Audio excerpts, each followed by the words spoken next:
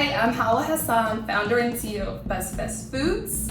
You are in my home and I am in Fort Greene, Brooklyn. We're getting ready to prepare lunch and today I've decided to make Berbere lamb burgers.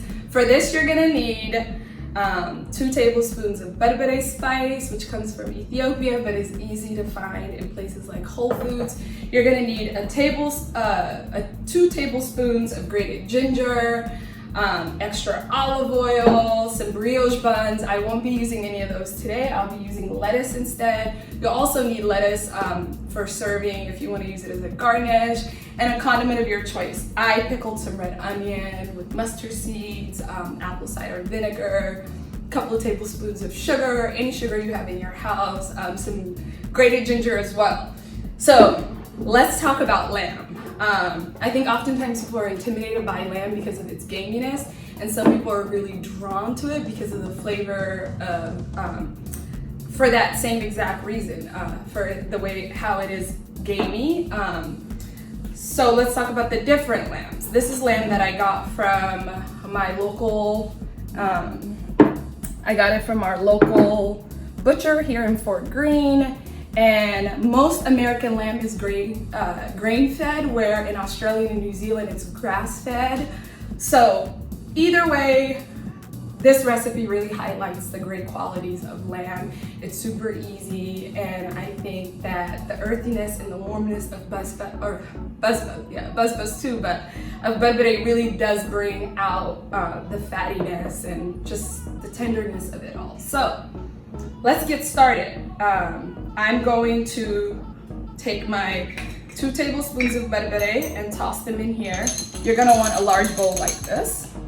So I'm not the best at measuring. I don't really like to measure. You're gonna combine the lamb, the spice, and your ginger.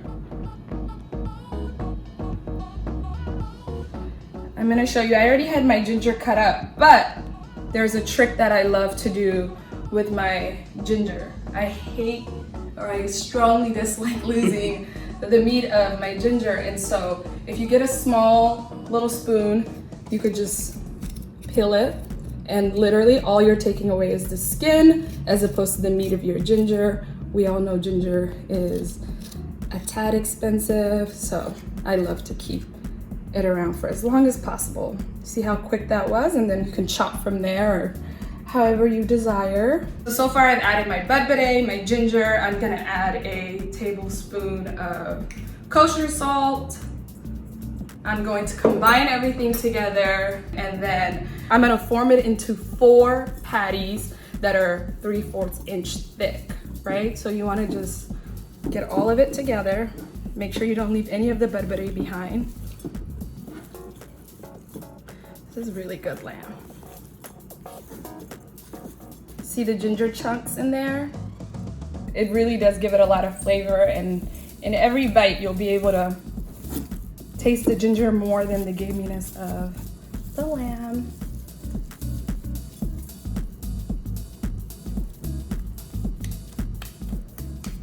This recipe also works really well with meatballs and kebabs, so don't be afraid to remix and turn it into your own.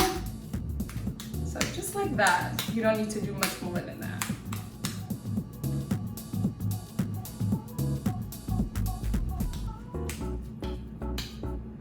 Get a little bit more.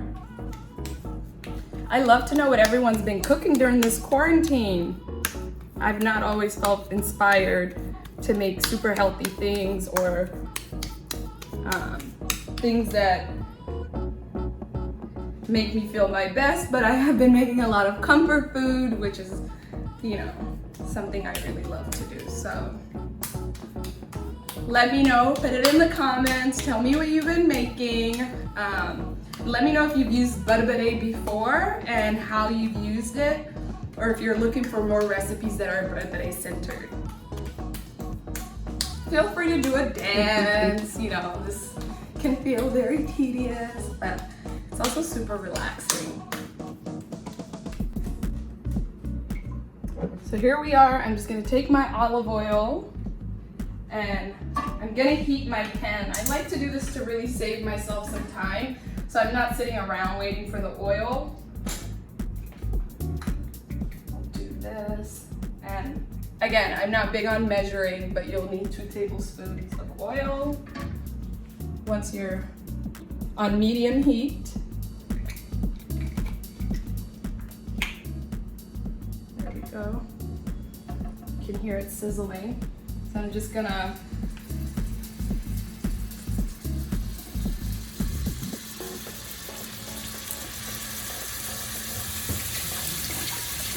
rinse my hands before I throw some salt on each side. There we go, my kosher salt. Just gonna do literally just a little bit. Not too much, just a dash.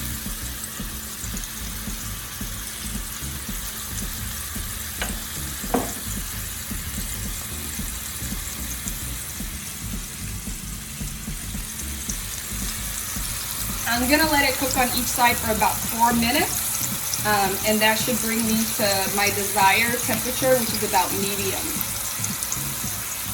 I like to use this skillet because it's a non-stick, but a little tip that I'll give you is cast iron is best to cook burgers in, plus cast irons produce a great crust. And also, don't press on the burgers because then you'll press out the flavor. Just leave as is. When the 4 minutes are up, turn it over to the other side. Do the dash of salt on each again, and then we should be fine. But as you can see, it's getting very browning beautifully.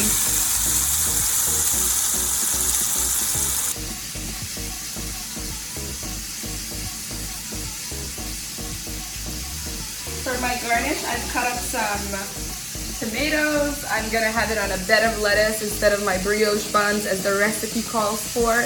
I'm using what I have in my house today.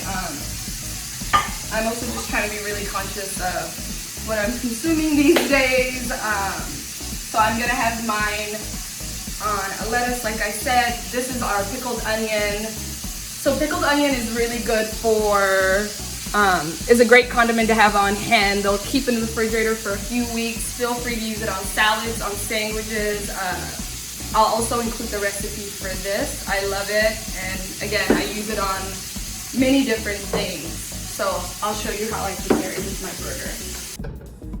Oh guys, this looks so juicy. And I'll give it a cut so you can just see how the inside looks.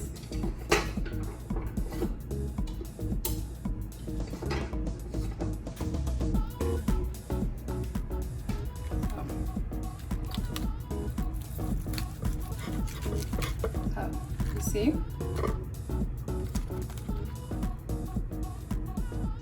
I like to cut them in half and just consume them almost like a taco.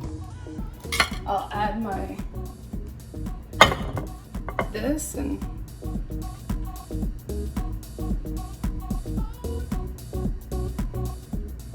I love to put a sauce on there, but I think this will do. So I'm gonna just take a bite over here over the sink because it might get a little messy.